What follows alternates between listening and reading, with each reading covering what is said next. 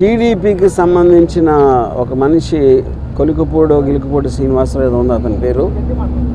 అతను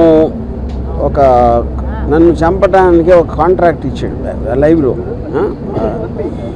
నన్ను చంపి నా హెడ్ కట్ చేసి తీసుకొస్తే ₹1,00,00,000 ఇస్తానని కాంట్రాక్ట్ ఇచ్చాడు. అది ఆ TV5 సాంబశివరావు నివారిస్తున్నట్టు నటిస్తానే 3 సార్లు తనతో రిపీట్ చేయించాడు. అంటే దాని అర్థం ఏంటంటే వాళ్ళిద్దరూ కుమ్ముక్కై ముందే ప్లాన్ చేసుకున్నట్టు క్లియర్గా అర్థమవుతుంది.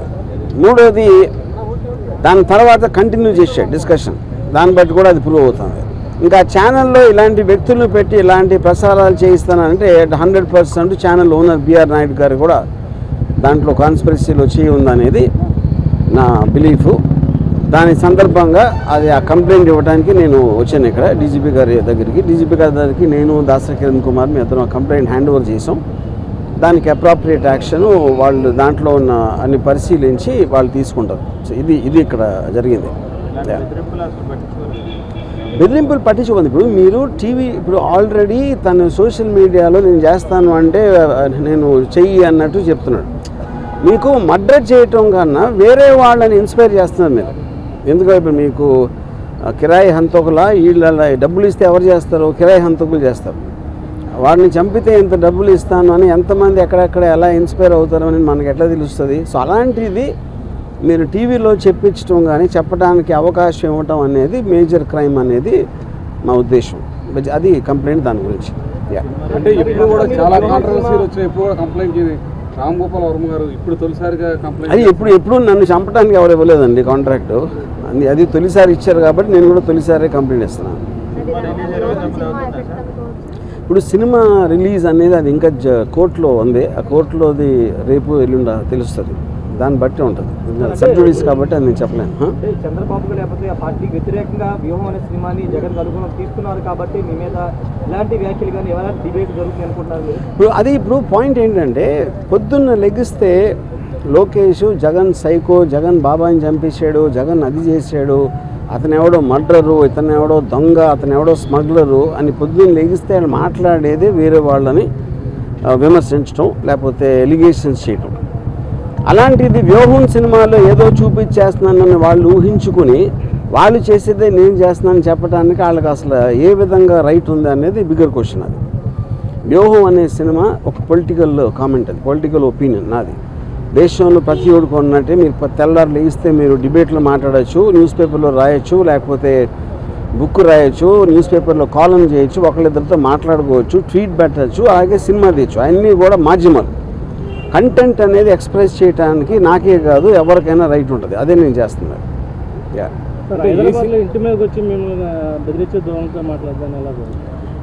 నేను అదే చెప్తున్నా. ఇప్పుడు వాళ్ళకి ప్యానిక్ అవుతున్నారా ఏంటా అనేది వాళ్ళకే తెలియాలి. ఎక్కడ వ్యూహంలో ఏం వస్తే ఏం చూపించేస్తే మా గురించి ఇప్పుడు చాలా చిన్న సింపుల్ కామన్ సెన్స్ క్వశ్చన్ అడుగుతాను. మీరేమీ తప్పు చేయనప్పుడు మీకు అసలు భయపడాల్సిన అవసరం ఏంటి? నేను ఏదన్నా ఉన్నది లేనట్టు చూపించేస్తే వాళ్ళందరూ ఎదవలా నమ్మటానికి ప్రజలు ఎవరన్నా ఏమన్నా అంటే నమ్మేస్తారా? ఎవరన్నా ఏం చూపిస్తే అది నమ్మేస్తారా? ఫైనల్గా మీకు చూపించిన దాంట్లో ఉందా లేదా ఏముంది అనేది వాళ్ళకి తెలియదు. ఎందుకంటే ఎవరు సినిమా చూడాల. కానీ గుమ్మడికాయ దొంగ అంటే భుజాలు తడుముకున్నట్టు వాళ్ళే ఊహించుకొని భయపడిపోయి ఏం చేయాలో తెలియక ఇలాంటి వాటన్నిటికీ రిసార్ట్ చేస్తున్నారు. ఫర్ ఎగ్జాంపుల్ ఈ శ్రీనివాసరావు అనే అతను నిన్న రాత్రి అన్నాడు, ఇప్పుడు ఆల్రెడీ 24 hours అయిపోయింది, ఎవ్వరూ కూడా అతన్ని కండెమ్ చేసిన పోలేదు. ఎందుకంటే వాళ్ళ పేర్లు చెప్పెడతాను. పవన్ కళ్యాణ్, చంద్రబాబు గారు, లోకేష్ అందరి పేర్లు చెప్పినా వాళ్ళు ఎవరు ఇలాంటిది మా పేరు మీద ఒకటి చేస్తున్నారని కండెమ్ చేయకపోతే అర్థం ఏంటి? వాళ్ళు కూడా అదే మైండ్ సెట్లో ఉన్నట్టే కదా. అంటే ప్రధానంగా ఈ సినిమాలో మీరు క్యారెక్టర్ అసాసినేట్ చేశారని ఆరోపణలు నేను అదే లోకేష్ ఫ్యామిలీ కానీ లేకపోతే చంద్రబాబు ఫ్యామిలీ కానీ కాదండి. నేను అదే అంటున్నా. ఈ సినిమాలో క్యారెక్టర్ అసాసినేట్ చేస్తాను అభియోగం మీరు చేస్తే వాళ్ళు చేస్తే పొద్దున్న లెగిస్తే చేసేది ఏంటి?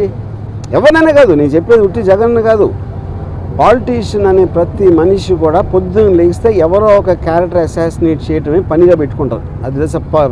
That is a part of life. మీడియాలో ఎవరు మాట్లాడినా ఎవరో ఒకరిని క్యారెక్టర్ అసాసినేట్ చేస్తారు. ఓకే, క్యారెక్టర్ అసాసినేషన్ కేవలం ఒక పేరు, అది లేబుల్. యాక్చువల్ పాయింట్ ఏంటి? అది ఒపీనియన్ చెప్తున్నారు. ఒకళ్ళ మీద ఒకన్న ఒపీనియన్ వాళ్ళు చెప్తున్నారు. అది ప్రజాస్వామ్యంలో that is a fundamental right granted under article 19. To tell an opinion. సినిమాలో నేను చేసింది అదే. ఆబ్వియస్లీ వాళ్ళ ప్రాసెస్ వాళ్ళ ప్రొసీజర్ ఉంటుంది, దాన్ని బట్టి వాళ్ళు దే విల్ టేక్ యాక్షన్. అంటే ఎవరెవరు ఇచ్చారు? నేను ఇచ్చింది మన Srinivasa Rao, Sambasiva Rao anchor, TV5 channel owner BR Naidu, ఈ ముగ్గురు మీద ఇచ్చాను. మరి ఈ సినిమాలు చాలా మంది కాంట్రవర్సీ ఉంటాయి, ఎప్పుడు లేని విధంగా ఈ సినిమాకి ఎక్కువ కాంట్రవర్సీ ఉండడానికి కారణం ఏంటి? అది మీరు టీడీపీ వాళ్ళని అడగాలి. నేను అదే చెప్తాను. కాంట్రవర్సీ అనేది నేను సినిమా తీస్తాను, కాంట్రవర్సీ అనేది దాని మీద అసాల్ట్ అటాక్ చేయడానికి వచ్చిన వాళ్ళు క్రియేట్ చేస్తారు. సో కాంట్రవర్సీ అనేది వాళ్ళు చేస్తారు కాబట్టి మీరు వాళ్ళని అడగాలి. అంటే ఏదంటే మీరు మొన్నటి వరకు క్యారెక్టర్స్ని అసాసినేట్ చేస్తే పర్లా, ఇప్పుడు ఫ్యామిలీస్ని కూడా మీరు అసాసినేట్ చేశారు. ఏ ఫ్యామిలీస్ని ఎలా తెలుసు మీకు? అది మీరు కలగన్నారా, లేకపోతే నా ఐడీలోకి వచ్చి చూస్తారు అలాంటి సీన్లు ఉన్నాయని? అంటే మీ ట్రైలర్లో కానీ వాటిలో కానీ మొత్తం నేను అదే చెప్తున్నా, మీరు చెప్పండి ఏ ఫ్యామిలీలో ఎవరిని అసాసినేట్ చేస్తే చెప్పండి, ఒక ఎగ్జాంపుల్ చెప్పండి. అంటే వాళ్ళు చెప్తున్న నేను అదే అంటున్నాను, వాళ్ళు చూసింది మీరు చూసింది ఒకటే కదా ట్రైలర్లో. నేను కొన్ని సపరేట్గా వాళ్ళకి పంపించలేదు కదా సినిమాని చూడటానికి. Yeah okay. ఈ రామోదోగ క్రియేషన్స్ మీద కూడా ఆర్ఆర్ లోకేష్ కంప్లైంట్ చేశారు, దాని మీద మీరు ఏమైనా లీగల్ వెళ్ళబోతున్నారు? రేపు మార్నింగ్ హైకోర్టులో దాని మీద విచారణ జరుగుతుంది. వెయిట్ అండ్ సీ, చూద్దాం. No. సార్ అనుకున్న టైం సినిమా రిలీజ్ అయితే అనుకుంటున్నారా? ఇప్పుడు అది నేను కోర్టు గురించి కామెంట్ చేసినట్టు ఉంటుంది. కోర్టు అనేది తేల్చకుండా నేను చెప్పలేను, అది పరిధి ఉంది కాబట్టి. Yeah thank you.